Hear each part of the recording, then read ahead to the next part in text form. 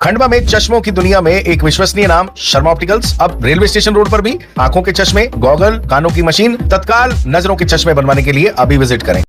घर व खेत के लिए टेक्समो कंपनी की पानी की मोटर चाहिए? किसान भाई ड्रिप और पाइप के लिए हैं परेशान? तो ना करे चिंता, अभी चले आइए सर्वोदय मशीनरी, गंज बाजार। खंडवा जिले के पुनासा में यूजीसी की नई नियमावली के विरोध में रैली निकाली गई। सवर्ण समाज एकता मंच के तत्वावधान में आयोजित इस रैली में बड़ी संख्या में छात्र, सामाजिक कार्यकर्ता और नागरिक शामिल हुए। प्रदर्शनकारियों ने विश्वविद्यालय अनुदान आयोग द्वारा जारी उच्च शिक्षा संस्थानों में समता संवर्धन नियमावली 2026 के विरोध में प्रशासन को ज्ञापन सौंपकर इस पर पुनर्विचार और संशोधन की मांग की।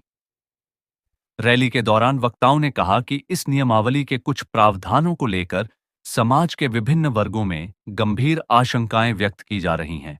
उनका कहना था कि यदि नियमों की भाषा और क्रियान्वयन की प्रक्रिया स्पष्ट नहीं होगी तो इससे शिक्षा संस्थानों में अनावश्यक तनाव और अविश्वास का माहौल बन सकता है। रैली के बाद सवर्ण समाज एकता मंच के प्रतिनिधि मंडल के साथ अखिल भारत कृषक महासभा, करणी सेना, अखिल भारत हिंदू महासभा सहित अन्य सामाजिक संगठनों ने सामूहिक रूप से प्रशासन को ज्ञापन सौंपा।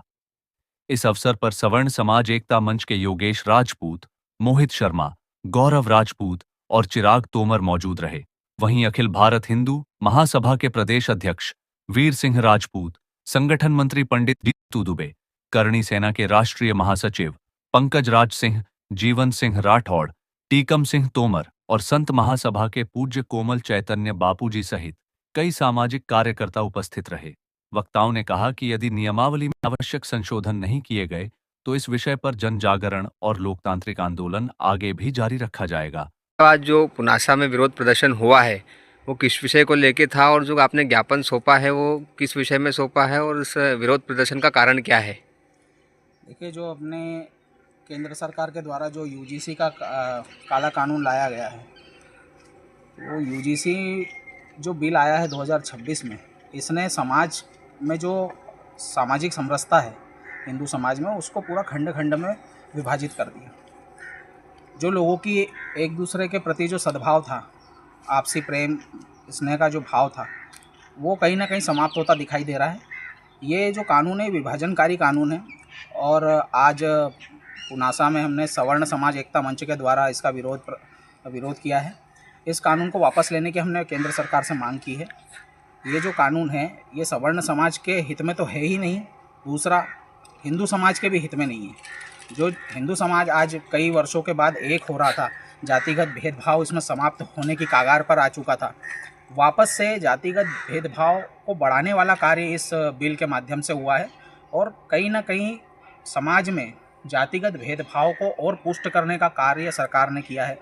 इसमें सबसे बड़ी बात यह है कि सवर्ण समाज के बच्चों को जो कॉलेज कैंपस में पढ़ने वाले हैं, उनके लिए समानता का जो नियम, समानता के नाम पे जो नियम लाया गया है, इसमें उनको अलग थलग कर दिया है।